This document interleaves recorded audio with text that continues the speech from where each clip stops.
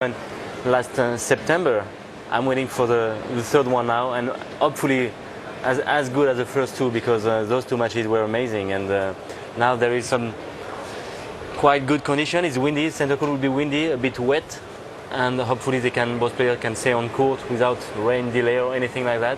But let's see what's going to happen in the next few minutes. Both players are ready. But Federer is your tip, yes? Yeah, I pick up Federer today, and anyway in many matches during the year I pick up Federer. I like him a lot. I'm just hearing actually that we may have a delay here because Federer has just asked for the trainer on court, because I can only assume that he must have pulled something or injured something. Mark Murray, the speaker, said it's because of the rain coming soon. All right. So it will probably, the match won't start now. They will probably bring back the players to the locker room. How frustrating is this? All set.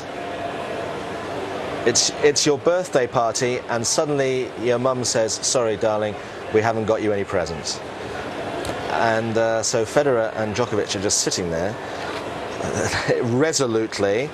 I have to say that the weather forecasters here over the last 12 days or so haven't got a remarkably successful hit rate, but they've obviously said that the threat of serious rain is considerable.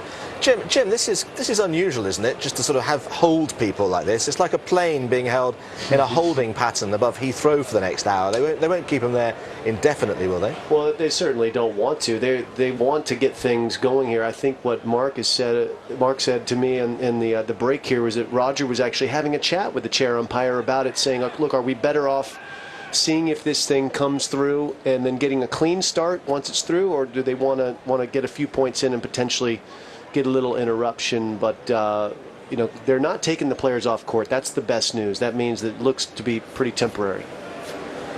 Okay, well, this is obviously not what the crowd want. It's obviously not what we want either, and it's not what the players want as well, because you're mentally ready to go, and then you're being just held for an indefinite period as well. Jim, what's your take on the rivalry between these two? Well, I think that this rivalry is probably the most interesting for me from a mental standpoint, because I don't think these guys are as close as Federer and Nadal are. I think there's a little more edge between these players, and that for me gives a little bit of extra interest almost. And it certainly had its swings. And at the moment, the swing has really been mostly in Djokovic's favor. I mean, certainly that swing at the U.S. Open, Mark Petchey, last year was significant. That forehand.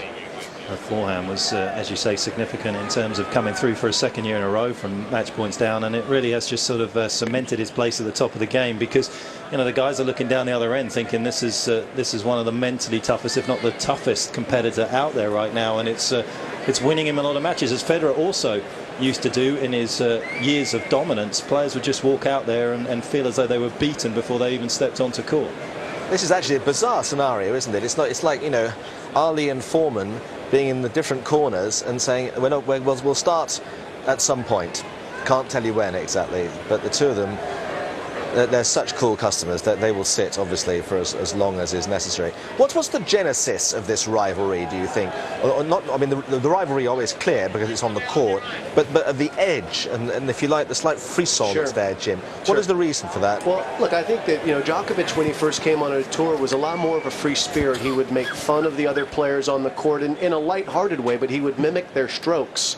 Although he never once mimicked Roger Federer's out of respect. As we see now, the players, John, are actually going off the court. So I think that Federer, he's very particular about wanting players to do the right thing, and maybe felt like Djokovic wasn't quite his type of guy. I mean, more than anything. Well, I also think that he felt as though Djokovic's support group, the coach and maybe the parents at times, he felt, Roger, that they'd overstepped the mark. There was the classic case in Monte Carlo, wasn't it, when he ringed the mark, and he could hear the Djokovic camp saying and almost intimating that he'd ringed the wrong mark. And I mean, you never see Roger snap, but he snapped over at their box. Shut up!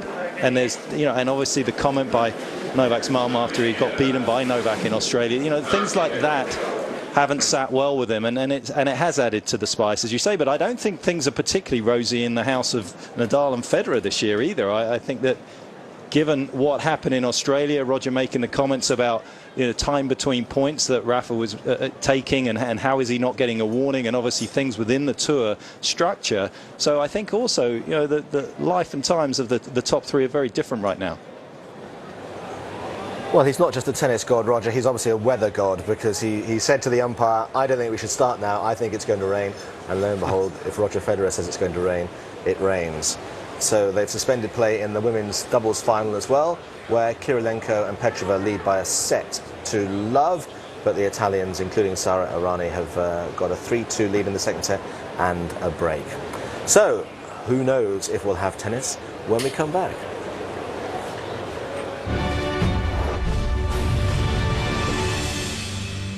We'll be walking onto this court right now to resume, or at least not to resume, to start this second semi-final. And as you can see, whatever happened to those clouds, they have just vanished totally. And we now have Fabrice, we have officially christened Mr. Meteo here. He is the official weather god. And if we look in the distance, Fabrice, we should be clear for the rest of the evening, do you think? It looks like at least 2-3 hours. 2 or 3 hours.